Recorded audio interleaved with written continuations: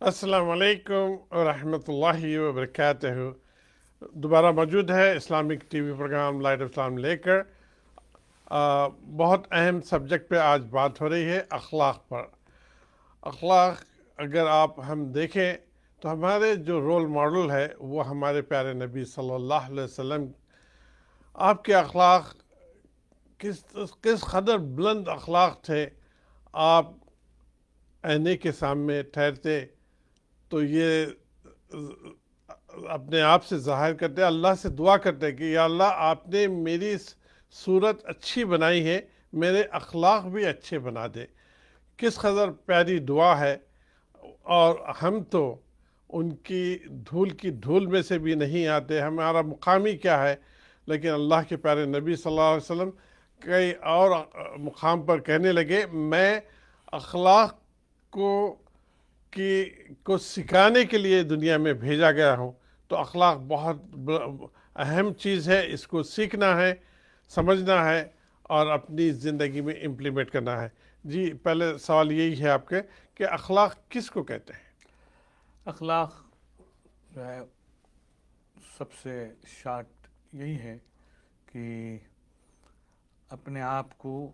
اللہ کے لیے جھکا دیں اور لوگوں کو جو ہے سرو کریں، جیسے پیار سے بات کرنا، پیار سے ملنا اللہ کے لیے، اور اس کے ساتھ ساتھ جو ہے دوسروں کے عیبوں کو نہیں دیکھنا، اور اس کے ساتھ ساتھ جتنا بھی بات کریں کوشش کی جائے کہ اس کی دل جوئی ہو، اس کا دل نہ ٹوٹے۔ اگر مفتی صاحب کوئی آپ کے ساتھ اچھائی کرتا ہے تو اس کے ساتھ آپ رپلائی میں اچھائی کرتے ہیں، اچھے اخلاق سے بات کرتے ہیں، یہی اخلاق ہے یا یہ تو بات کی بات ہے۔ اخلاق اصل وہ ہے کہ جو آپ کے ساتھ برائی کرتا ہے اس کے ساتھ آپ اچھے پیش آئیں۔ جیسے آپ صلی اللہ علیہ وسلم نے، ایک خاتون نے کچرا ڈالا جی تو آپ صلی اللہ علیہ وسلم نے اس کے ساتھ بدلہ کچرا نہیں کیا، جیسے ہمارے یہاں ہوتا نا جی پاکستانی اور انڈین کلچر میں محاورہ ہے کہ اینٹ کا جواب پتھر سے دو، یہ شیطانی جواب ہے۔ ایسا نہیں ہے، اینٹ کا جواب جو ہے پھول سے دو، پیار سے دو۔ تو آپ صلی اللہ علیہ وسلم کو وہ خاتون روزانہ بلا رہا کچرا ڈالتی تھی، لیکن آپ صلی اللہ علیہ وسلم ایک دن نہیں ڈالی تو معلوم کیا کہ اس خاتون کا کیا ہوا، آج جو ہے کہاں ہے، وہ کچرا نہیں ڈالی۔ تو کسی نے بتایا وہ بیمار ہے، تو فوراً اس کی عیادت کے لیے چلے گئے،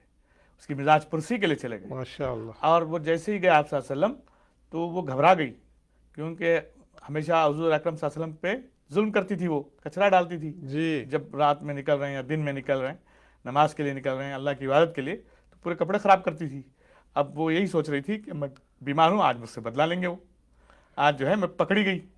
آج میں کمزور ہوں، وہ بدلہ لینے آئے ہیں۔ عموماً ہوتا یہی ہے دنیا کی ترتیب سے کہ آدمی دیکھتا ہے کوئی پریشان ہے، کمزور ہے، بیمار ہے، تو اس سے پھر بدلہ لیا جاتا ہے۔ لیکن آپ صلی اللہ علیہ وسلم گئے اور پیار سے ان کی مزاج پرسی کی تو اتنا متاثر ہوئی کہ وہ فوراً ایمان لے آئی۔ ماشاء اللہ۔ ایسے کئی واقعات ہیں بے انتہا کتابوں میں بھرے ہوئے ہیں، لیکن وہ کتابوں میں بھرے رہنے کے لیے نہیں، اپنی زندگی میں لانے کے لیے جی کہ بھئی آدمی اگر غلط بھی کرے تو اسے پیار سے ایسا پیش آؤ کہ وہ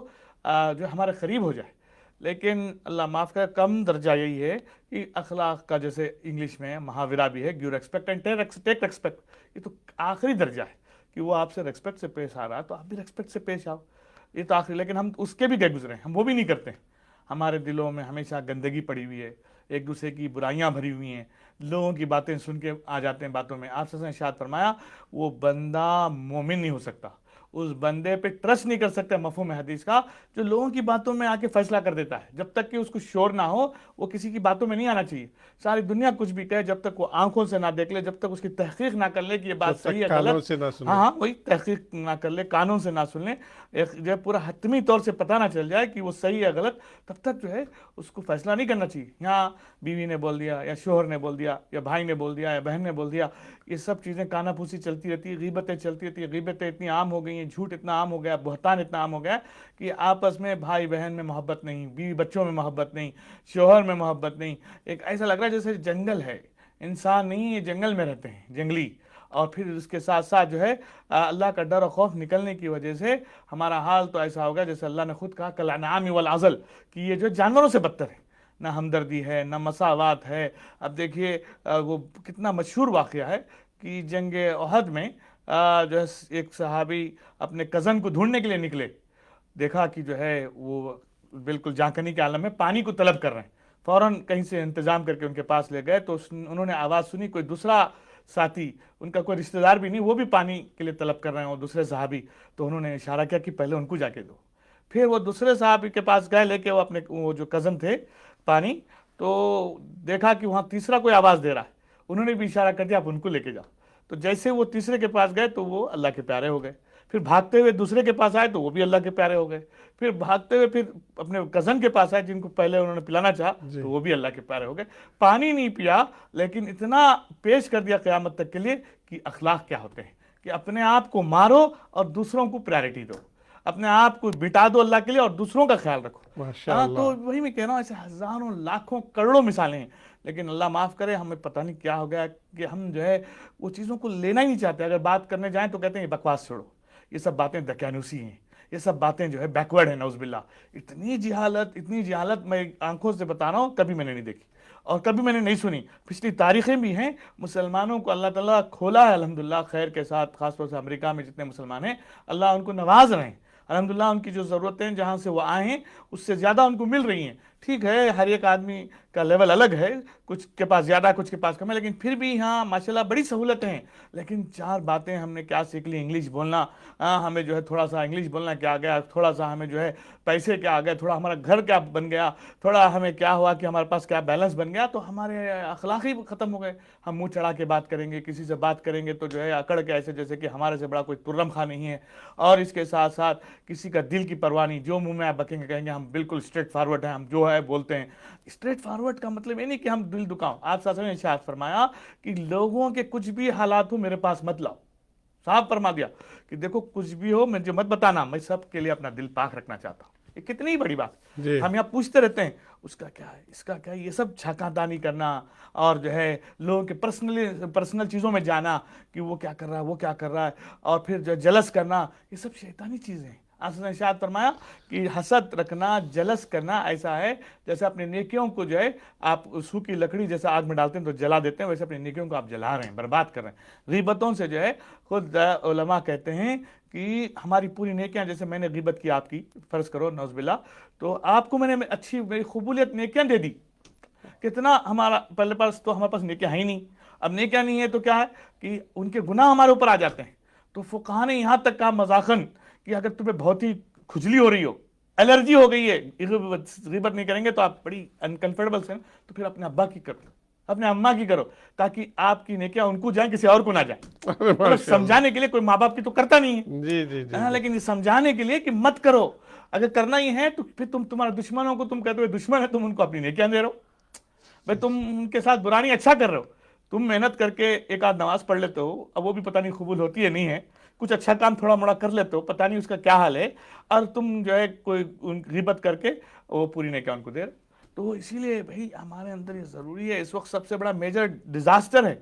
ہمارے پاس، اسی لیے یونٹی نہیں ہے ہمارے پاس، ہمارا خاندان ہوتے ہوئے، ہمارا گھر ہوتے ہوئے، ہمارے بیوی بچے ہوتے ہوئے سکون نہیں ہے۔ اور اللہ تعالیٰ نے قرآن میں کہا یوم یفر المرء من اخیہ وامہ وابیہ وصاحبتہ بنیہ، کہ قیامت کے دن ایسا ہوگا کہ بیوی شوہر کا نہیں ہوگا، شوہر بیوی کی نہیں، اور بیٹا ماں کا نہیں، ماں بیٹے کی نہیں، جو کیا کہتے ہیں اسی طرح سے باپ بیٹے کا نہیں، بیٹا باپ کا نہیں، سب ایک دوسرے سے بھاگتے رہیں گے، منہ چھپاتے رہیں گے، کہیں ایسا نہ کہ وہ ہم سے نیکی پوچھے۔ تو وہ نفسا نفسی کا عالم میں یہ سمجھتا ہوں یہاں اب شروع ہو گیا، قیامت سے پہلے قیامت ہو گیا۔ ہمیں جو ہے ایک دوسرے سے سامنے بازو ہوتے ہوئے بات کرنے ٹائم نہیں ہے، گھر میں ہم ساتھ ہوتے ہوئے فونوں کا ایسا نحوست ہے، اخلاق نہ ہونے کی وجہ سے ہم فون میں پورا دن گزار دیں گے، لیکن باپ کو ایک میٹھا بول نہیں بولیں گے، ماں کو جو ایک میٹھی بات نہیں کریں گے، اور کریں گے تو بھی ایسی بات کریں گے بدتمیزی کی جو ہے ماں باپ کہیں گے یار نہیں کرتا تو اچھا تھا۔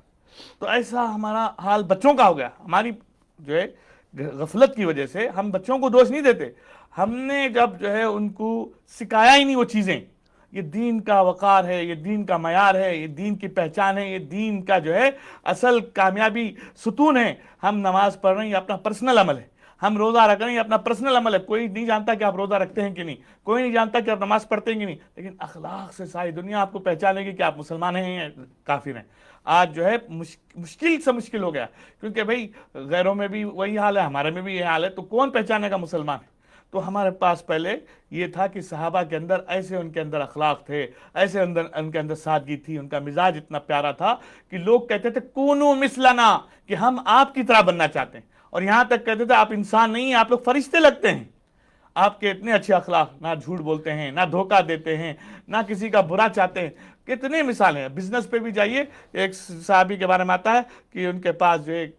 کوئی بزنس آیا، کوئی یہودی کچھ لینے کے لیے آیا، تو اس نے کہا میرے پاس مت لو، آپ ان کے پاس لے لو۔ تو وہ گیا ان کے پاس لے، لیکن اس کو بڑا یہ ہوا کیا، میں تو ان کے پاس آیا تھا لینے کے لیے، یہ کیوں منع کر رہے ہیں ان کے پاس؟ تو بعد میں آ کے ان سے پوچھا مجھے یہ سوال ہے، کہا کہ میرا آج جو بزنس ہو گیا، وہ میرے بھائی کا ابھی تک بزنس نہیں ہوا، میں چاہ رہا تھا اس کو بھی بزنس ہو جائے، اس کی بھی روزی کا انتظام۔ اب بتائیے کتنے اچھے اخلاق، وہ دیکھ کے وہ بندہ مسلمان ہو گیا ماشاء اللہ۔ کہ اپنا بزنس اس کو فائدہ اٹھانے کے بجائے وہ جو گراہک ہے وہ انہی سے لینا چاہ رہا ہے، اس کو دوسرے کا جو ہے یہ نہیں ہے کیا کہتے ہیں سروکار، جیسے اس کو توجہ بھی نہیں ہے دوسرے کے پاس لینا ہے، کہ وہ اسی کے پاس آیا، لیکن وہ کہہ رہے ہیں کہ میرے بھائی کے پاس لے لو، میرے بھائی کے پاس میرے سے اچھا سامان ہے، حالانکہ ان کے پاس اچھا تھا، اور وہ اپنے آپ کو پیچھے رکھ کے اس کو جو ہے پروموٹ کرتے ہیں۔ تو اس طریقے سے ہم اگر سمجھیں، بزنس میں جائیں یا کوئی بھی گھر کے معاملہ، اور خاص طور سے آج کل تو یہ بڑا ظلم ہو گیا ہے عورتوں کا، کہ آپ برا نہ مانیے، میں کسی عورت کے خلاف نہیں ہوں، لیکن یہ عورتوں کا آج شیطانی فتنہ سمجھیے۔ شیطان نے آپ سے ارشاد فرمایا، شیطان کے تیروں میں سے ایک تیر عورت ہے۔ عورت جو ہے بڑی سیدھی سادی بھولی بھالی ہوتی ہے، تو ان کو یوز کرتا ہے شیطان، ان کو غفلت میں ڈالتا ہے، وہ کشمکش میں ڈال کے ان سے جو ہے پورے گھر کو برباد کرتا ہے۔ وہ جو ہے تمہارا شوہر جو ہے ایسا ہے ویسا ہے، تمہارے شوہر کی برائیاں، اور پھر جو ہے الٹا سیدھا کر کے بیوی بچے کو اپنے خوابوں میں کرنے کے لیے، اور پھر بیوی بچوں کو جو ہے بیوی کے ذریعے سے، ماں کے ذریعے سے غلط فہمی باپ کی ڈال کے پورا گھر برباد کرتا ہے۔ ایسے کروڑوں جو ہے حادثے ہو چکے ہیں، میں یہاں 22 سال سے ہوں الحمدللہ، یہ حل کرتے کرتے مسئلے جو ہے میں کبھی کبھی جو ہے ہمت ہار جاتا ہوں کہ یہ کیا ہو رہا ہے۔ اللہ معاف کرے، میں بھی انسان ہوں، کوئی آسمان سے نہیں ٹپکا ہوں، لیکن الحمدللہ اللہ نے 22 سال سے میں کاؤنسلنگ کر رہا ہوں، میں اگر کہوں جو ہے ہزاروں فیملیوں کے مسئلے الحمدللہ اللہ نے مجھے ایک ذریعہ بنایا ان کو بچانے کے لیے، تو اس میں اکثر مسئلے یہی ہیں کہ بیوی اور بچے ایک ہو جاتے ہیں اور شوہر کے ساتھ ظلم کرتے ہیں، یا شوہر، یہ کم مسئلہ ہوتا ہے، شوہر بیوی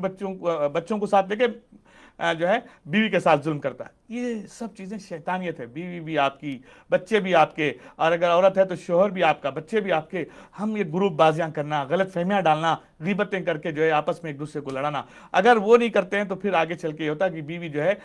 شوہر کے بھائیوں کے بارے میں، یا شوہر کے بہنوں کے بارے میں، یا اسی طرح سے جو ہے الٹی سیدھی جس کا نہ سر نہ پیر، اور ہم وہ باتوں کو ایسے مان لیتے ہیں جیسے آسمان سے وہی آئی ہے کہ بس میری بیوی نے بول دی، یا بس میرا اس نے بول دیا۔ بھائی یہ حدیث کو سامنے رکھیں، کوئی بھی بات کسی کی ہو تو پہلے تو نہیں سننا ہے، جیسے آپ سے فرمایا کہ مجھے کسی کی برائی مت بیان کرو، میں اپنا دل صاف رکھنا چاہتا ہوں، میں سب سے پیار و محبت سے ملنا چاہتا ہوں، میں نہیں چاہتا کہ میرا کسی کی بات سن کے میرا دل کسی کی وجہ سے خراب ہو جائے اور وہ بات صحیح نہ ہو اور اس کو تکلیف ہو۔ اور دوسری چیز سب سے بڑی کیا ہے کہ دوسروں کی باتیں سن کے آپ سے ارشاد فرمایا فوراً ایکشن لینا، فوراً اس کو سمجھنا بغیر تحقیق کے۔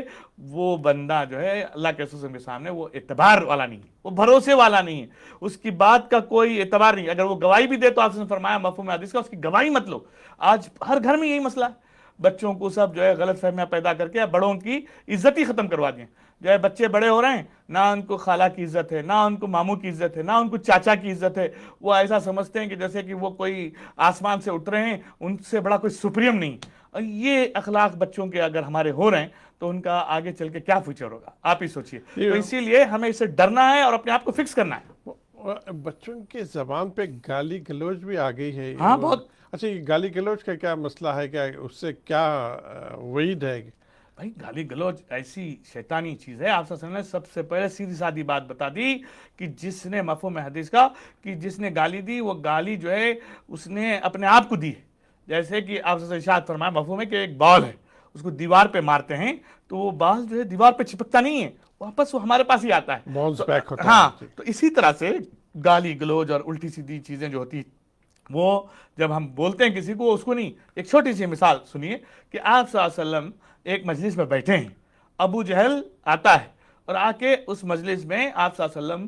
سے بدتمیزی اور گالی گلوچ کرتا ہے، اور آپ صلی اللہ علیہ وسلم مسکرا رہے ہیں، کوئی تغیر نہیں چہرے کا، کوئی غصہ نہیں، کوئی ناراضگی نہیں. جیسے ہی وہ جاتا ہے تو صحابہ رضوان اللہ تعالیٰ علیہم اجمعین پوچھتے ہیں یا اللہ کے رسول ہم نے کبھی ایسا نہیں دیکھا آپ کو،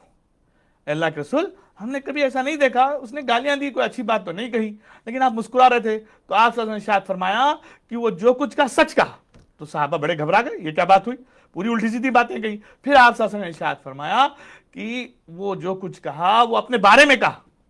اچھا اچھا وہ ماشاء اللہ. حضور صلی اللہ علیہ وسلم کے بارے میں نہیں. میں ایک آئینہ ہوں، جیسے ابھی آپ نے کہا نا کہ مسلمان ایک دوسرے کا آئینہ ہوتا ہے. آپ نے ارشاد فرمایا میں ایک آئینہ ہوں. وہ کھڑا ہوا تو وہ اپنی برائیاں دیکھا اس آئینے میں، تو اس نے وہ اپنے بارے میں کہا، اس لیے میں مسکرا رہا تھا. ماشاء اللہ. بریک کا ٹائم ہو گیا ہے. بریک کے فوری بعد انشاءاللہ آپ سے بات